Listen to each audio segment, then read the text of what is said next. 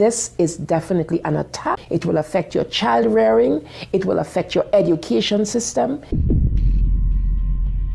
This is instructions for the teacher in the classroom to ask her or his students, how do people express their sexual feelings? What is abstinence? And here are some answers. Oral sex, masturbation, anal sex, massage, holding hands, touching each other's genitals, saying, I like you. And what they're doing is equating all these things. Saying, I like you is equal to anal sex. It is pornography. Men, especially on the house floor, did not want to look at. We couldn't show this on the television news, but yet we want our 4th grade children to be looking at this book. In the name of sexuality education, children are seeing obscene materials that have been ruled by Congress and by the Supreme Court impossible to show to children. An online CSE program for African youth called The World Starts With Me tells children that sexuality includes oral sex and masturbation. It then tells them it's their own choice if they want to lose their virginity. It shows children pictures of naked girls and boys in various stages of development, and then asks them to point out differences in their private parts. Parents likely will never know, as it is all done online away from home. They have elementary students as young as 9 years old. Then they teach them how to wear a condom. And they have this plastic genitalia, and they even have young girls. They're teaching them how to put a condom on a male genitalia and boys how to put a condom on a woman genitalia without the knowledge and consent of the parents. They're giving them handouts, negotiating sexual encounters with other students. For example, there are statements like this: can I take your shirt off? It makes me hot when you touch me here. Is it okay if I take my pants off? Where we in Latin America, we still have a lot of poverty. We have communities that don't have fresh water, that don't have electricity. Focus is completely shifted from basic needs. They get comprehensive sexual education without the consent of parents, taking and deconstructing the family.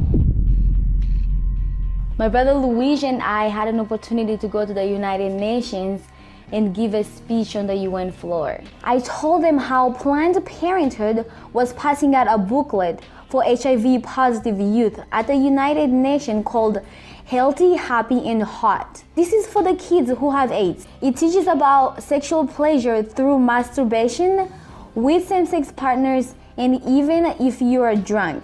This pamphlet called Healthy, Happy, and Hot tells young people that you have the right not to disclose your HIV status to a sexual partner if you're not comfortable. It also tells young people that are HIV positive that if they decide with their partner not to wear a condom, that's their decision. The World Health Organization standards for sexuality education in Europe actually suggest that children ages 0 to 4 should be given information about masturbation and given the right to explore their gender identity. For ages 4 to 6, children should be taught about same-sex relationships and respect for different norms regarding sexuality. The interests of organizations like UNFPA and IPPF is to get parents out of the picture and to radicalize and sexualize children. UNFPA has tried to convince my country to change our positions on issues such as reproductive rights and comprehensive sexuality education. Madam Chair, does the UNFPA think it can do this because Nauru is the smallest member state of the United Nations? The Nigerian government was actually told by the Western countries that if they do not give in, that they will be denied foreign aid. On page 89 of a UNICEF-published Sexual and Reproductive Health Manual, UNICEF listed situations in which one can obtain sexual pleasure that included sexual responses directed towards inanimate objects, animals, minors, and non-consenting persons. In the context of the Sustainable Development Goals, that determines the agenda for the next 15 years. The voice is very, very biased. It's just International Planned Parenthood Federation and their affiliates have a direct influence on the outcome documents, on what is established, what is negotiated at the UN. Some of the objectives of the UNESCO Sexuality Education Guidelines include teaching children at age 9 about sexual stimulation and the definition and function of orgasm, and at age 15, that both men and women can receive sexual pleasure with a partner of the same or opposite sex. The It's All One curriculum also promoted by International Planned Parenthood, reveals the multiple manipulative tactics used to indoctrinate and sexualize children through CSE. Like other CSE programs, It's All One claims, among other things, to be evidence-based, comprehensive, human rights, gender-sensitive, and culturally appropriate education that will increase young people's responsible decision-making, to reduce adolescent rates of pregnancy and sexually transmitted infections, including HIV. It's All One, however, like most CSE programs, is really just cleverly disguised abortion rights, sexual pleasure education, masquerading as human rights, gender, and sexual and reproductive health education. It aggressively promotes abortion. With over 112 references to abortion, It's All One has an obsessive focus on sexual pleasure, mentioning sexual pleasure 62 times. It promotes multiple sex acts and instructs children on how to stimulate themselves or their partner to orgasm. To explore their readiness, children fill out a worksheet that infers children are ready to have sex when you are feeling sexually attracted to the other person, and when you're feeling comfortable about telling the other person what feels good sexually. It teaches that human rights encompass sexual rights, including alleged rights to all persons to sexual expression and the right to seek sexual pleasure. Hooking children on sex is a multi-billion-dollar business for Planned Parenthood and other similar organizations. This is because children, or prospects, once sexualized, become Planned Parenthood customers, dependent upon their services. Comprehensive sexuality education programs are disguised under many names. They may be called comprehensive sex or sexual education, education on human sexuality, reproductive health education, information on sexual and reproductive health, family life education, teen pregnancy prevention, rape prevention, anti-bullying programs, HIV/AIDS prevention, and sometimes even abstinence or abstinence plus education. CSE programs usually falsely claim to be age-appropriate, evidence-based, healthy sexuality education that will prevent teen pregnancy, sexual abuse, STDs, and HIV.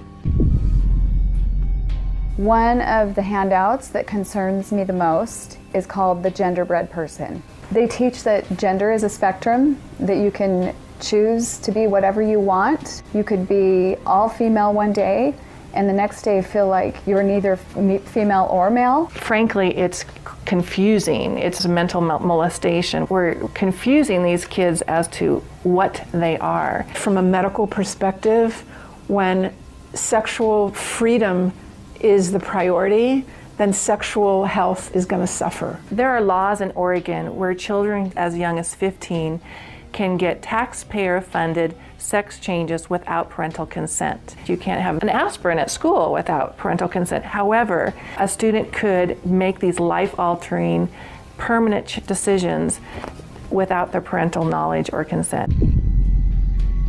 Sexual rights, sexual education movements began with Dr. Alfred C. Kinsey. Kinsey actually had pedophiles measure with a stopwatch how many children could achieve what he called orgasms within a 24-hour period. Today, comprehensive sexuality education is based on this philosophy that children are sexual from birth, created by Kinsey. Say no to CSE! Say no to CSE! We've got to stop it. We've got to use everything at our disposal. We have to stand together to stop this attack against our children. And they have all this funding and this organization, but we know that if we stand together, we can do something for the family, for the children. We stopped the Kinsey sexuality education program in Croatia. It is time for parents to say, no, my family is mine. My wife is mine. I am hers. Our children are ours. Band together and find ways to stop it from entering your country. Men have to rise up, defend their family. On matters sexual, the fathers have got to stand up. Say, you have no place talking sexuality to my children. We resist it, even with our lives, because that's what life is all about. It's happening on our watch. If we don't do something about it, it is all of us that carry that guilt.